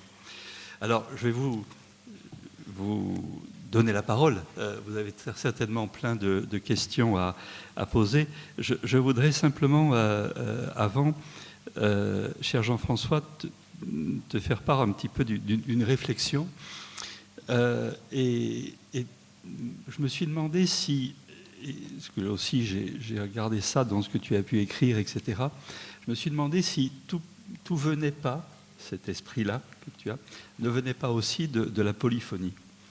C'est-à-dire, tu écris, la merveille de la polyphonie, c'est qu'elle vous apprend à être la voix de l'autre. Elle nous apprend qu'ensemble, il y a une beauté plus grande, une oreille pour entendre l'harmonie du monde, mais aussi pour détecter les fausses notes qui le détimbrent, le monde, et l'autre pour sa propre musique intérieure. Et ça, je trouve ça très intéressant, parce que là, on est véritablement à la fois dans le changement personnel, l'écoute de soi, bien entendu, mais aussi, évidemment, l'écoute de l'autre et l'écoute du monde. Et ça, est-ce que j'ai là peut-être la clé qui essaye de, si c'est possible, de comprendre un petit peu aussi une des clés pour comprendre ce parcours? Est-ce que la polyphonie corse, finalement, aide aussi à la non-violence? Là, nous sommes dans une polyphonie d'intelligence. Oui. Déjà. Ouais. Il y a une polyphonie des esprits, là, qui est là. Ce qui est précieux, vous savez, dans le monde aujourd'hui, la matière la plus précieuse, c'est le temps de cerveau disponible des gens. C'est la bataille la plus fracassante qu'il y a dans le monde aujourd'hui. Comment j'arrive à capter les gens, surtout les enfants, bien évidemment, qui sont des comportements, qui sont l'enjeu économique. Comment on arrive à les cibler devant les écrans, etc. Bon, bref, etc. Donc le temps de cerveau disponible. Donc avoir déjà cette polyphonie des esprits là. Alors on va la démarrer, cette polyphonie avec vous. On a à peu près une vingtaine de minutes devant nous, et puis peut-être que tu pourras rester un petit peu, et tu seras tout à l'heure aussi sur le site du festival. Avez-vous quelques questions à poser à Jean-François Bernardini, qui nous fait l'amitié de venir ce soir? Alors, comme précédemment, on n'a pas de micro qui sont dans la salle, donc parlez un petit peu fort et éventuellement je répéterai un tout petit peu la question, ne serait-ce que pour les enregistrements qu'on fait. Je vous signale aussi que ces 4 conférences éco-dialogue ont été enregistrées, et d'ici quelques semaines, ça sera sur le site éco-dialogue.fr. Avez-vous quelques questions? Oui, madame, allez-y. Comment peut-on en faire partie? Alors, comment étant à Metz, peut-on faire partie, vraiment, actif, de l'association, aider à l'association Oumani? Et puis, Oumani, ça veut dire quoi aussi? Humain, c'est ça. Humain. D'accord. Comment faire partie? En étant là ce soir, déjà, vous rentrez sur le seuil de cette aventure. Bien évidemment, il y a un site internet qui aujourd'hui est quand même la vitrine incontournable, qu'on le veuille ou pas. Donc on peut adhérer, soutenir, participer. Vous pouvez être vous demain. Alors on peut participer bien évidemment en apportant une obole. Ça peut être, c'est pas inutile, mais on n'est pas très fort pour ça, je dois le dire. En tout cas, personnellement, je me sens pas très fort pour ça. J'ai toujours beaucoup de pudeur, mais il faut quand même un peu d'argent pour que ça fonctionne. Même s'il n'y a qu'un seul employé, voilà. Mais on peut surtout, si vous dites demain, moi dans ma ville, je veux porter cette parole-là, je veux sensibiliser le principal du collège dessus, je veux constituer un petit groupe de 15 personnes pour faire une journée de formation à la non-violence. Par exemple, aujourd'hui, il y a des gens qui commencent, vous savez qu'une fondation, on a créé un fonds de dotation qui nous permet aujourd'hui de recevoir des biens immobiliers. Il y a des gens qui nous disent, à ma mort, je laisserai ce bien à disposition d'Oumani, etc. Ça fait partie aussi des choses. Je donne un peu de moi, d'une manière ou une autre, quel que soit. Donc ça peut être une donnée de compétences, ça peut être dire, tiens, moi autour de moi, j'ai des entreprises qui peuvent être sensibles à ces causes-là que vous défendez. J'aimerais bien leur en parler, tiens, parce qu'ils ont quand même un peu d'argent, et peut-être que même ça leur ferait très plaisir de participer à des causes qui ont du sens. Parce que très souvent, on se rend compte qu'il y a des gens qui ont de l'argent, et qui n'ont pas toujours trouvé l'opportunité pour dire tiens, j'ai envie quand même d'aider ce truc-là parce que c'est précieux. Des fois, je vois des gens qui me disent mais vous savez, mon fils, il est revenu de ce collège-là, je ne vous connaissais pas du tout, et j'ai entendu ce qu'il m'a raconté. Ah, mais j'ai envie d'aider à ça. Vous voyez comment je veux dire? Donc, toutes ces participations, alors on peut simplement adhérer, on fonctionne comme une association, il y a une assemblée générale annuelle qui a eu lieu il y a quelques jours à Bastia, et aujourd'hui, l'intérêt de notre petite ONG, c'est qu'elle est disséminée sur toute l'Europe. Donc, il y a des gens, donc, si vous regardez un peu notre carte d'implantation, alors c'est bien sûr pas des gens tous très actifs, on peut être adhérent et puis dire bon moi je me contente d'eux, et puis il y a des gens qui disent moi j'ai envie de faire un peu mieux. Et souvent à l'université de Neuchâtel, c'est les secrétaires de l'université qui ont réussi à bouger tout le monde pour qu'il y ait une journée sur la non-violence à l'université de Neuchâtel. Et croyez-moi, c'était des petits capitaines, ils ont eu besoin de personne. Ils ont fait tout le boulot, et on est arrivé et c'était tout fait. Voilà, ça peut être des choses comme ça. Donc il y a 1000 manières de participer. Je vous écoute, je suis allée vous écouter en Corse, que je bois vos paroles tout le temps avec les guides et tout, je suis sur les réseaux sociaux, mais à l'aise, je ne savais pas comment. Et la seule. Disponible. Ouais. Donc, je viens de. Alors, j'ai pas amené de trucs, de petits documentaires, mais si vous allez sur le site de la Fondation, si vous nous appelez au 04 95 55 16 16, la seule chose que j'ai envie de vous dire, c'est qu'on a besoin de vous, et on a besoin de tous. J'étais confrontée à la violence pendant 30 ans, et quand ça va pas, je mets votre musique, j'ai tous vos CD. Ça va falloir nous payer pour, parce que ça, si en plus ça vous soigne. Mais c'est vrai que mais la musique est vous savez très bien que c'est un boom extraordinaire. Ouais. Merci. Merci. Merci, madame. Merci. Une autre question au docteur Albertini. Oui. Bien. Bernardini, pardon. Régional administratif, l'IRA. Est-ce que vous êtes déjà intervenu dans cet établissement pour porter cette parole de la communication non violente à des futurs managers, des futures personnes qui vont travailler notamment dans l'éducation nationale ou en préfecture ou ailleurs? C'est une très bonne question que vous posez là, vous savez. Parce qu'en fait, vous voyez comment, tout à l'heure, Thierry disait l'insolence de créer des prototypes. Eh bien, figurez-vous qu'il y a 3 ans, je me suis dit, il y a 4 ans, je me suis dit, je vais aller faire une conférence sur la non-violence à l'IRA. Bon, vous savez, quand ça arrive comme ça, il y avait juste une étudiante que je connaissais, elle m'a dit, ouais, on peut l'organiser, mais c'est pas dans le cadre des cours scolaires, on le fait que le soir. Je suis allé ce soir-là, il y avait 12 personnes. Mais comme je ne me démonte jamais, je dis, mais vous êtes 12, c'est quand même fabuleux. Puis la 2e année, je suis allé, on était 25. Et puis la 3e année, ils étaient un peu plus nombreux. Mais surtout, il y avait un groupe parmi eux qui est venu à la fin, là, et qui a dit, mais monsieur Bernardini, Jean-François, l'an prochain, il faut que ça rentre dans les contenus des cours. On va en parler à la direction. Nous, on va y aller. Et depuis l'an dernier, figurez-vous que ces conférences, ces rencontres, rentrent dans le contenu pédagogique, qu'il y a eu même des journées de formation pour les étudiants de l'IRA, et que l'IRA de Bastia est le premier IRA de France à avoir fait ça. Et je peux vous dire que ça sensibilise d'autres. Donc, vous voyez, donc pour ces gens qui vont être dans l'administration, les futurs préfets, vous comprenez bien que quand ils découvrent la communication non violente, les petits... C'est fabuleux. C'est fabuleux. Et je dois vous dire que je suis convaincu que dans quelques années, la non-violence qui aujourd'hui est cette totale inconnue, elle sera enseignée à l'ENA, elle sera enseignée à nos amis policiers qui ont besoin beaucoup plus de formation que de pouvoir. Pour tous les surveillants de prison qui vous disent on n'est pas équipé en prison pour le conflit. Savez-vous que dans les prisons de France l'an dernier, il y a eu plus de 5000 incidents violents.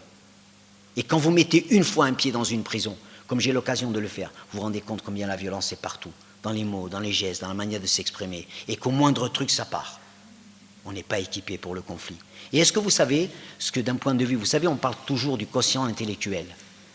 Hein, on dit toujours l'intelligence, on ne parle jamais du quotient émotionnel, de l'intelligence émotionnelle. Je vous invite à lire ce livre de David Goleman, L'intelligence émotionnelle. C'est un vrai livre de chevet. Quand un policier arrête un jeune Africain et le traite de bamboula, qu'est-ce que c'est au niveau de l'intelligence émotionnelle? On est au degré 0. Hein. Qu'est-ce que ça déclenche en face? Qu'est-ce que ça met en route en face? C'est le volcan qui se réveille. Quand un surveillant traite un détenu de sale race, retourne dans ta truc, comme je l'ai vu. Et croyez-moi, c'est pas un mauvais mec, hein, sauf qu'il n'est pas équipé. Il est débordé à un moment donné. Et ça part de tous les côtés. Et ce truc, c'est les mots. Et là, ça part. Et d'un point de vue de l'intelligence émotionnelle, où on en est. Est-ce que vous avez vu comment à Nantes, ça s'est passé récemment? Pareil. C'est là où on fabrique le terrorisme d'aujourd'hui et celui de demain. C'est là où on le construit. Simplement parce qu'on n'est pas équipé. Parce qu'on ne sait pas. Effectivement, quand tu m'arrêtes et que tu me traites de bamboula, et que tu me tutoies, ou que tu... c'est pas parce que tu es méchant. C'est parce que c'est ta défense. Tu es dans la posture chacal. Tu es dans la posture crocodile. Il faut que tu fasses peur. Il faut que tu impressionnes. Mais en fait, qu'est-ce que tu fais? Tu viens d'activer le volcan qui est en face. Car figurez-vous que nous sommes tous assis sur un volcan. Tous. Moi aussi, j'ai mon volcan. Vous aussi, toi aussi. Et si tu le déclenches, ça peut partir. Et là, apprenons justement ça. Et d'un point de vue de l'intelligence émotionnelle, tu parles de celle des réseaux, des médias, mais on est souvent au degré zéro. Sexisme, manière de s'exprimer, la vulgarité, etc. Mais on est... Et là, on ne parle jamais du quotient émotionnel, alors que c'est une grande part de l'intelligence humaine. Tu as vu comment tu me parles? Tu as vu comment tu nous traites? Tu as vu comment tu t'exprimes de cette manière, ce que tu déclenches en face? C'est ça dont il faut prendre conscience. Et je vous jure, juste ça, cette reconnexion à ce besoin de dire comment. Alors c'est vrai que quand on a un besoin, si je dis Thierry, j'ai besoin d'un café, est-ce que tu pourrais me faire un café? Il va peut-être aller me le chercher. Si je dis oh Thierry, tu peux pas aller me chercher un café, non. Moi j'exprime un besoin là. J'ai besoin d'un café, hein, que je ne bois pas d'ailleurs. Mais vous avez vu comment je m'exprime? Et là je réveille le chacal. Là, comme Thierry est intelligent, il ne va pas me répondre sur le coup. Il va accuser le coup d'abord. Oui. Mais tout à l'heure, à la sortie, il va peut-être me dire... Je vais dire, c'est corse finalement. Ah bah oui. Tu vas généraliser, tu dis, ça ne m'étonne pas, il est corse. Ça ne m'étonne pas, il est corse. Et tu vois? Oui, tout à fait. Moi, pourtant, je n'ai exprimé qu'un besoin. Mais l'émotion que je mets sur le besoin, elle est terrible. Elle est terrible, elle est catastrophique. Et c'est souvent ce que nous faisons. Oh, tu vas... C'est parti. Ça s'apprend. Ça s'apprend et tu as une très belle expression pour dire finalement la non-violence ou cette éducation à non-violence, c'est équipé pour la vie. Et je crois que c'est clair et effectivement, comme vous l'avez indiqué, notre éducation nationale, voire même parentale, équipe très peu par rapport à ça. C'est ce que disent les enseignants. Une petite question, puis je vous la redonnerai après. Tout à l'heure, tu as cité un certain nombre d'ouvrages et tu as dit ils sont en anglais, ils sont, etc. etc. Pourquoi la Fondation Oumani ne traduirait pas ces ouvrages ça, c'est une très bonne question. Et les diffuserait, etc. Puisque ces ouvrages-là ont été... finalement, tu l'as dit, à un moment donné, des révélations. Ouais. Non, il y a un éditeur que je connais qui est dans la salle, il n'est pas du tout content de ce que je viens de dire, parce que c'était une très bonne idée. Mais on va vous faire rencontrer tout à l'heure, et il y aura à ce moment-là une polyphonie, éventuellement éditoriale. Est-ce que vous avez d'autres questions à poser? Alors, oui, monsieur, allez-y. Pour réfléchir sur la non-violence, mais il y a beaucoup de gens qui ne l'ont pas fait, notamment les éducateurs, les profs et d'autres personnes. Donc cette association est bénéfique. Seulement, il faudrait la diffuser encore plus. Je ne sais pas comment faire. Eh bien, comment faire? C'est ce que nous faisons tous les jours. L'enseigner à la faculté, oui. Tout ça. Bien, je suis convaincu que dans quelques années, vous savez, je vais vous raconter une petite histoire. Oui. Dans les années 1800, il y avait un médecin, il s'appelait André Semmelweis, il était autrichien. Il travaillait dans 2 cliniques séparées, où il y avait en particulier 2 maternités aussi dans les services. Et il s'est rendu compte que dans une des maternités, il y avait 30% de plus de mortalité. Ah, il s'est posé des questions. 1800, hein, d'accord. On ne savait pas que les microbes existaient, il n'y avait pas de microscope, il n'y avait rien. Et un jour, il a dit, j'ai compris où est le problème. J'ai une intuition. Il a dit, pour moi, le problème, ce sont les internes en médecine. Dans cette clinique-là, ce sont les internes en médecine qui vont aider les femmes à accoucher. Et ce sont les mêmes internes qui viennent de pratiquer des autopsies sur des cadavres. Il dit, pour moi, ils transmettent quelque chose. Qu'est-ce qu'il a fait? Il a demandé à tous ses étudiants de se laver les mains à la chlorure de chaux. Effectivement, au bout de quelques mois, il s'est rendu compte que le taux de mortalité s'équilibrait. Il a commencé à propager ça à ses amis médecins, qui ne le croyaient pas. Non mais attendez, mais j'ai essayé. Comme il n'était pas doué en communication non violente, il leur envoyait des lettres d'insultes. Il a dit, mais je vous dis que j'ai prouvé, que j'ai un truc, etc. Bref, il avait découvert l'asepsie, qu'effectivement, avec les mains, on transmet des microbes, on transmet, etc. Bref, donc se laver les mains. Ça a provoqué ce qu'on appelle le Semmelweis effect. C'est-à-dire quand quelque chose, encore aujourd'hui on parle de ça, hein, quand quelque chose me dérange, qu'est-ce que je fais? On l'a traité de fou, on l'a traité d'illuminé. D'ailleurs, il est mort à 47 ans parce qu'il était dans un état psychiatrique incroyable. Ça l'a rendu fou. Quelques années après, Pasteur a confirmé. On a découvert qu'effectivement, on avait les mains. Se laver les mains aujourd'hui. Est-ce que vous connaissez un médecin, quelqu'un qui touche quelqu'un d'autre, qui ne se laverait pas les mains? Eh bien, voyez, la non-violence, elle est dans ce cas-là aujourd'hui. Elle est comme ça. C'est-à-dire, elle est dans un état où on dit, mais ça ne sert à rien. Bah, tu rigoles, je ne vais pas aller enseigner la non-violence. Dans les prisons, t'arrives, vous avez tout le temps à perdre. Eh bien, vous verrez, dans quelques années, ça sera aussi banal que ça. Se laver les mains. L'écologie du cerveau, l'écologie du comportement, l'écologie des mots. Ce sera aussi banal que ça. Et ça, c'est à notre portée. Alors, il y en a qui me disent, mais pourquoi vous n'allez pas voir le Macron, le Premier ministre? Je dis, mais c'est pas là, ça passe pas par là. Ça passe par la base.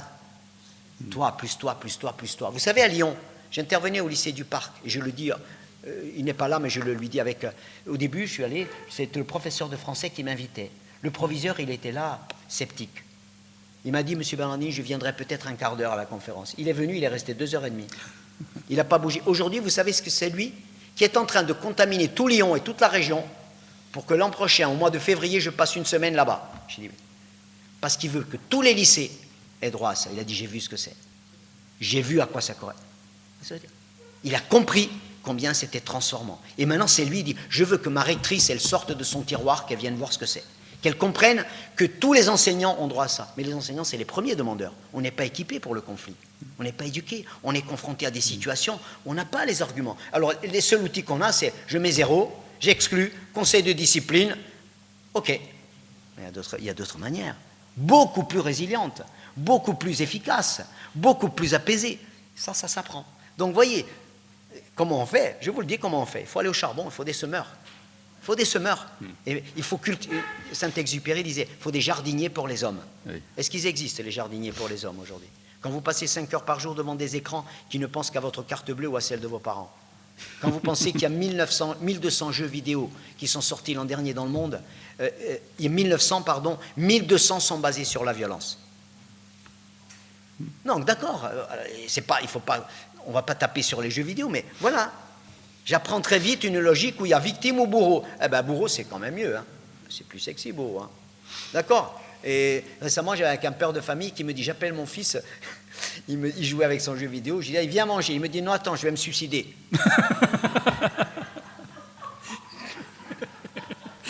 Non, mais... Alors, il faut aussi que la Fondation Humaniste fasse des jeux vidéo basés sur la non-violence. Il y en a, il commence à y en avoir. Est-ce qu'il y en a? Il y en a, c'est là. Donc si nous créons le besoin, vous allez voir qu'il y a des talents qui vont s'exprimer. Il y a des gens qui vont dire, ah tiens, mais là ça commence à être intéressant ça. Et puis moi, pour mes enfants, tiens, je prends conscience. Ah, ça m'aide bien là, ce truc-là. Vous voyez ce que je veux dire? La dernière fois, j'étais dans un lycée à Valence qui a demandé une organisation, parce qu'on a vu tous les parents, tous les professeurs. Et vous imaginez les gens de la cantine. Il fallait qu'on fasse la conférence dans le réfectoire. Donc il fallait aménager le réfectoire en salle de conférence de 8h à midi. À midi moins 5, il fallait tout déménager pour la cantine. Et à 2h, il fallait recommencer. Eh bien, vous savez, le proviseur m'a dit, vous savez, monsieur Bernardini, l'an dernier, c'était impossible parce que les gens de la cantine me disaient, non, on ne va pas faire ça. Il me dit, cette année, mais ils se mettent en 4 parce que la cuisinière, elle vient dire, mais moi, ça m'a aidé dans ma famille. Mais c'est super, ce que j'ai entendu là. Justement, vous voyez, donc il faut très peu, hein, très peu. Allez, il est presque 20h, on va bientôt arrêter. Et avez-vous une dernière question? Madame, allez. Même en fac de psychologie, en fait, Marshall Rosenberg, il est complètement tulle. En fait, c'est, je pense, considéré comme en fait, quelqu'un... Voilà, vous avez dit le mot. Et c'est assez terrible, quoi, parce qu'en fait, son champ d'application, c'est énorme.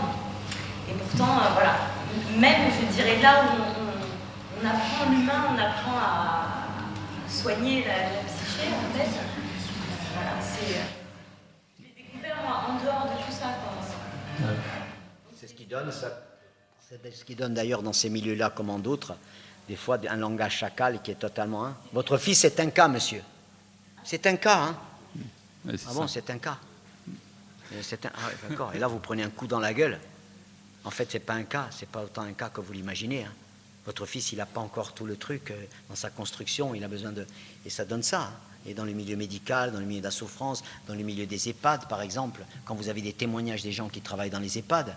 Mais vous avez vu comment ça se passe? Mais demandez aux gens qui travaillent. Vous allez voir en termes de communication comment c'est là. Et la violence que vous prenez dans la gueule. Hein? La première chose, quand je discute avec des gens qui travaillent, qui souvent ne veulent parler que sous le sceau de l'anonymat. Hein? Parce qu'en plus, il faudrait, tout à l'heure je vous lirai un petit texte là-dessus, et qui disent, vous savez, quand on reçoit les patients ou les clients, vous choisissez comme vous voulez, il me dit, la première chose qu'on nous dit, c'est ne tissez aucun lien d'amitié ou d'affectif avec les gens. D'accord? Première chose qu'on nous demande de dire, madame, alors vous arrivez aujourd'hui, bon alors madame, pour les repas, alors la grand-mère qui arrive, vous savez, pour les repas, moi, je préfère le poisson. Ah mais madame, ici vous mangerez ce qu'il y a. Parce que c'est les mêmes plateaux pour tout le monde, madame. Ah, ok. Ah, le dimanche, j'aimerais bien mettre ma robe. Vous voyez, ma fille, elle m'a amené la petite robe bleue. Madame, la petite robe bleue, elle est trop serrée, vous ne pourrez plus la mettre. Et vous prenez tout ça dans la gueule, quoi. Et c'est juste, bien sûr que la petite robe bleue, elle peut peut-être plus la mettre. Mais c'est juste la manière d'aborder, oui. Et ça, c'est des uppercuts terribles. Et c'est comme ça qu'on fonctionne aujourd'hui. On fonctionne que comme ça. Et donc, ça c'est extrêmement violent. Dans la service psychologique en prison, c'est terrible parce qu'aussi, même les psychiatres, la manière dont ils abordent... voilà. Après, bon, il y a des psychologues qui vont agir d'une manière plus humaine, mais ils sont extrêmement bridés parce que... Ils n'ont pas le temps. Et puis la direction, on va dire, des psychiatres qui sont... Voilà, bien sûr. Il faut machiniser, et on n'a plus le temps. On ne peut pas faire du sentiment, et on a bien compris que devant, c'est un système qui est plus fort que nous, et on n'a pas le temps d'obéir à ça, quoi. Donc, vous voyez pourquoi on a tellement besoin de se reconnaître. Et c'est ça qui est à la base de toute cette souffrance dans le monde aujourd'hui. Hein. Les rapports, forcément. Et nous, on est déséquilibrés, parce que les neurosciences, je le disais tout à l'heure, c'est pas ça notre monde. C'est pas ça notre équipement. C'est pas ça notre disque dur. C'est tout autre chose. Oui. Madame. Temps pour justement faire face aux situations extrêmes. Parce que dans les situations extrêmes, on ne peut plus faire face. Si on n'a pas eu cet entraînement prolongé avant, on ne pourra pas faire face. Parce que c'est une période relativement pacifiée. Il faut s'entraîner à ça. Sinon, on ne peut pas faire face au jour où c'est plus grave et où il y a conflit. Il y a une notion, oui. Je réponds. Hein, vas-y, oui, bien sûr. Oui, bien sûr, bien sûr. Ah oui, bien sûr. Et aller chercher justement ce ressort de la vengeance qui marche à tous les coups. Ah ouais, tu m'as tué mon frère, voilà. Eh bien, je tue. Bien sûr. Bien sûr. Bien sûr. Et là, comme dans ces situations-là, comme en d'autres, ce qui est souvent absent, c'est le tiers. Vous savez, en non-violence, la notion de tiers est très importante. Dès que dans un conflit entre A et B, en déposition, intervient un tiers, ça permet d'écouter l'un et l'autre. Dès que je suis écouté, je sors du reptilien et je monte à mon cerveau constructif. Dès que vous mettez en parole, etc. Aujourd'hui, le tiers dans les sociétés d'aujourd'hui, est-ce qu'il existe? J'ai peur. Occupe-toi de toi. Récemment, vous savez, je sortais d'un lycée. C'est toujours des images comme ça qui me frappent. J'aime bien être concret. Et je marche dans la rue. Et deux rues plus loin, j'entends des cris. Je m'approche. Il y avait un groupe d'adolescentes, essentiellement des filles, qui étaient en cercle. Je m'approche, je mets ma tête et je regarde. Il y en avait deux qui étaient dans le caniveau, les mains par les cheveux, le nez qui saignait, la lèvre fendue. Je dis, mais qu'est-ce qui se passe? Ah, monsieur, c'est une salope, regardez, elle a envoyé des textos à ma copine, elle dit que c'est pas vrai, regardez les textos, monsieur. Ah, je dis, mais là, j'en ai rien à foutre des textos, parce que maintenant, il faut appeler les pompiers, là. Là, c'est l'hôpital. Vous savez ce que faisait tout le monde? Je filme. Mais dès que vous dites ça dans une conférence, et que vous dites donc, si ça arrive à ta grand-mère, je filme. Ça arrive à ma petite sœur, je filme, on filme. Ça arrive à ton petit frère, tous on filme. C'est génial, hein? C'est le paradis des chacals. C'est le paradis des crocodiles. On peut agir en toute impunité, il n'y a pas de problème. Mais dès que vous leur dites ça, comment? Je sors, il y a un conflit. Bien sûr, j'ai raison de me méfier, mais je peux au moins crier, je peux au moins appeler. Et si on crie ensemble, tu vas voir que le petit chacal. Mais si personne n'intervient, en disant c'est pas mon problème, occupe-toi de toi, et que toutes ces sociétés fonctionnent sans plus jamais faire tiers en quelques situations, ben là c'est terrible. Et donc au niveau diplomatique, c'est aussi ça, hein, les tiers, d'accord? Et comment?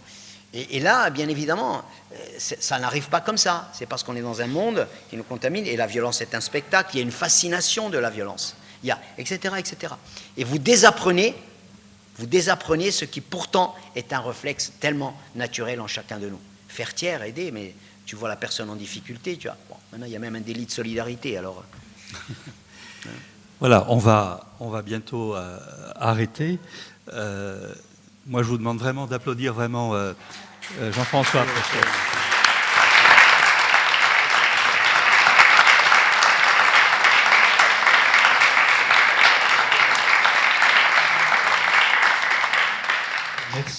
Merci infiniment d'être venu.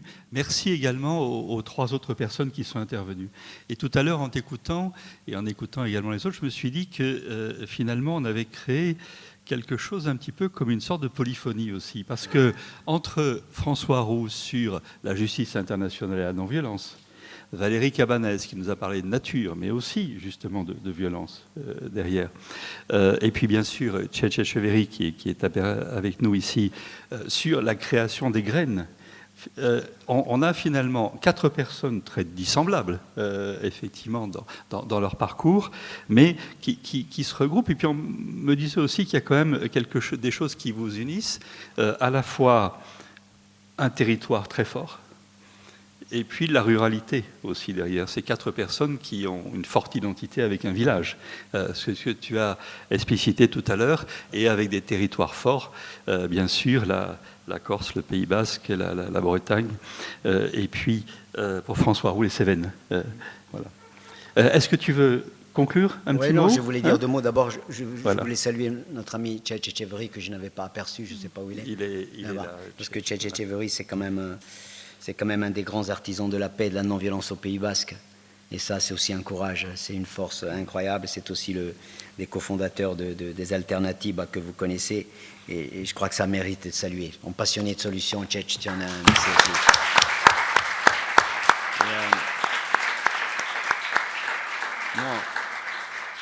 Ce que je voulais vous dire aujourd'hui, c'est que moi, je vous ai humblement présenté une petite feuille d'une immense forêt.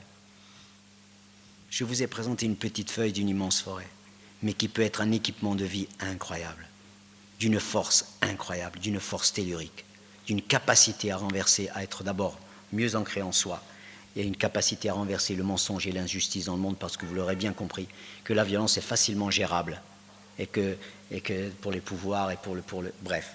Et je voulais vous lire un petit texte que j'ai retrouvé il y a quelques jours, je l'avais lu il y a quelques années, mais je trouve que c'est un texte qui est d'une actualité redoutable. C'est un texte de Gunther Anders, qui a écrit L'obsolescence de l'homme. C'était il y a plusieurs décennies déjà. Et il écrit ceci. « Pour étouffer par avance toute révolte, il ne faut pas s'y prendre de manière violente. Les méthodes du genre de cette d'Hitler sont dépassées. Il suffit de créer un conditionnement collectif si puissant que l'idée même de la révolte ne viendra même plus à l'esprit des hommes. L'idéal serait de formater des individus dès la naissance, en limitant leurs aptitudes biologiques innées. Ensuite, on poursuivrait le conditionnement en réduisant de manière drastique l'éducation, pour la ramener à une forme d'insertion professionnelle. Un individu inculte n'a qu'un horizon de pensée limité. Et plus sa pensée est bornée à des préoccupations médiocres, moins il peut se révolter. Il faut faire en sorte que l'accès au savoir devienne de plus en plus difficile et élitiste, que le fossé se creuse entre le peuple et la science, que l'information destinée au grand public soit anesthésiée de tout contenu à caractère subversif. Surtout pas de philosophie, d'intelligence, d'esprit. Là encore, il faut user de persuasion et non de violence directe. On diffusera massivement via la télévision des divertissements flattant toujours l'émotionnel ou l'instinctif. On occupera les esprits avec ce qui est futile et ludique. Il est bon dans un bavardage et une musique incessante d'empêcher l'esprit de penser. On mettra la sexualité au premier rang des intérêts humains comme tranquillisant social, il n'y a rien de mieux. En général, on fera en sorte de bannir le sérieux de l'existence, de tourner en dérision tout ce qui a une valeur élevée, d'entretenir une constante apologie de la légèreté. La musique, elle en sait quelque chose. De sorte que l'euphorie de la publicité devienne le standard du bonheur humain et le modèle de la liberté. Le conditionnement produira ainsi de lui-même une telle intégration que la seule peur qu'il faudra entretenir sera celle d'être exclu du système et donc de ne plus pouvoir accéder aux conditions nécessaires au bonheur. L'homme ainsi produit doit être traité comme ce qu'il est, un veau, surveillé comme il doit être un troupeau. Tout ce qui permet d'endormir sa lucidité est bon socialement. Ce qui menacerait de l'éveiller doit être ridiculisé, étouffé, combattu. Toute doctrine mettant en cause le système doit d'abord être désignée comme subversive, et ceux qui la soutiennent devront ensuite être traités comme tels. C'est une radiographie de la subtilité de la violence quotidienne qui est assez incroyable. Ça donne un code d'accès justement à cette vérité. Et c'est un vaccin justement contre cette bêtise infligée. Et on l'a qualifié de semeur de panique, Gunther Anders. Ça ne m'étonne pas. Gunther Anders. Et ça date de...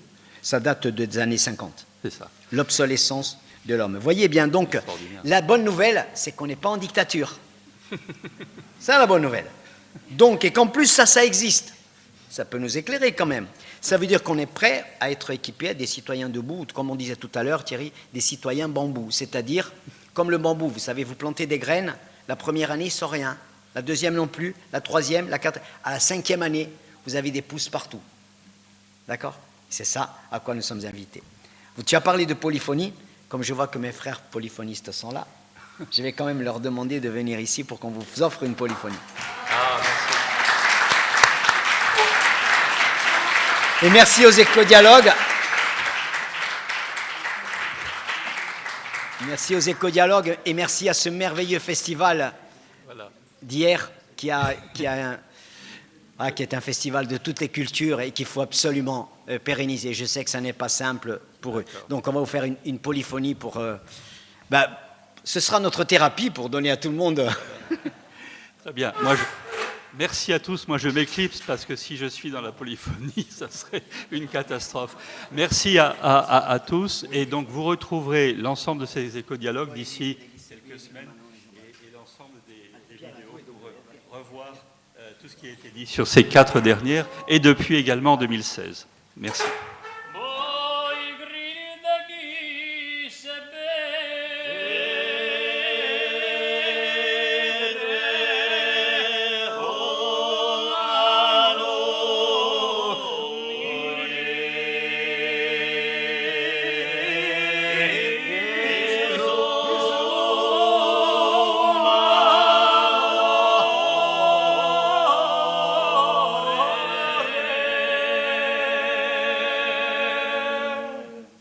Que ces pierres n'ont aucune valeur.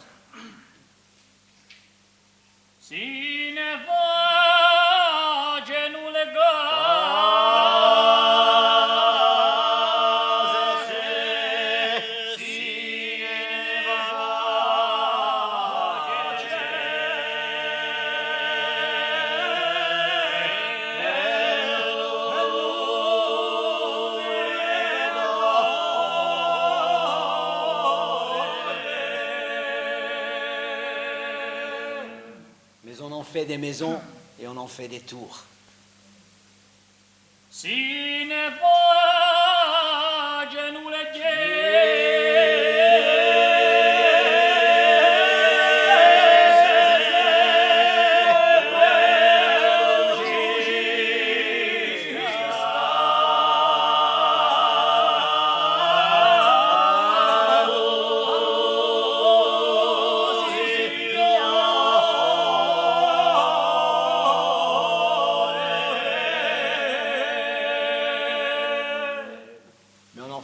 Des temples, des églises, là où habite l'esprit le plus haut et le plus divin. Merci beaucoup. Merci.